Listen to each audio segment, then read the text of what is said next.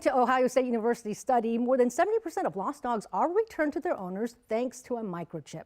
It's a service Emancipet offers for free, thanks to the city of Austin. Dr. Virginia Moulet is the Senior Medical Director of Emancipet. She's here to talk about how everyone in Travis County can have their pets microchipped for free. Thank you so much for joining us, Dr. Moulet. Thank you for having me. First, a little bit about Emancipet. So Emancipet is a nonprofit organization that originated in the Austin area, and our goal is to make access to veterinary care for everyone, basically. So whether there's financial barriers or cultural or anything else, we want to make sure people know how to take care of their pets because we recognize that pets are family. Yeah, and pet care is expensive and becoming increasingly so. So what a great service you offer. So how exactly does microchipping work? I see that you brought some. Yeah, so a microchip is a small little electronic device about the size of a grain of rice, and it's inserted under the dog's skin, usually in the scruff of their neck. It can also be inserted in cats. And one common misconception is that they're GPS trackers, which unfortunately they're not. They would need to have too big of a battery for that to work.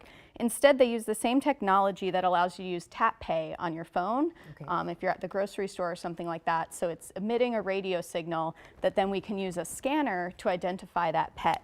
So when you scan a pet who has a chip, you get a unique microchip number, and that is registered to a database with the owner's contact information, allowing you to reunite the pet. Okay, Dr. Moulet, we promised everyone a live demonstration, so we're going to do that quickly. Our producer is donating his dog Bobby for this live demonstration. He's been very calm, so we appreciate that, Bobby. And this is Samantha from Emancipet as well, helping out. So thank you, ladies. And kind of explain what you're doing as you're doing it. Yeah, for sure. So first of all, at Emancipet, we believe in low stress handling. So we're always going to offer treats whenever we're doing something that might be a little uncomfortable. We believe in that too. And the first step is to scan the pet and make sure they don't already have a chip. Because as you might imagine, it could be confusing if they have multiple chip numbers associated with one dog. It does sometimes. So we place the chip in the scruff of the neck, but once in a while they can migrate under the skin. Okay. So you might not realize your dog is chipped, and then they can have two. It's not a huge problem, but like I said, it can be confusing because then they might not both be registered to the same person.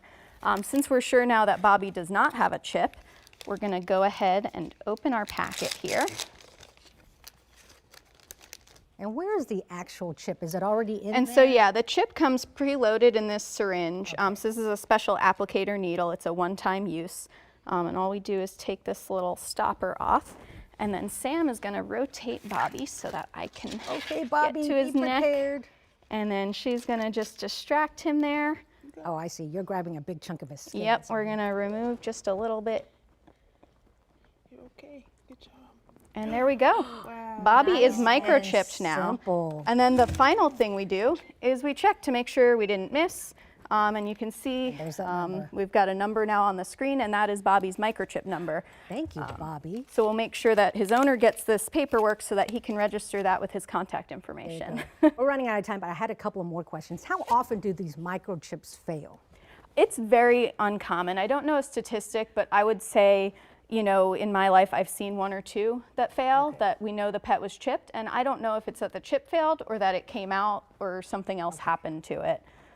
It's very uncommon. And it's very successful. Again, between 50 to 70% of pets with microchips get returned to their owners because of this technology. So thank you, Bobby, Samantha, Dr. Moulet. We appreciate your time, and we'll be right back.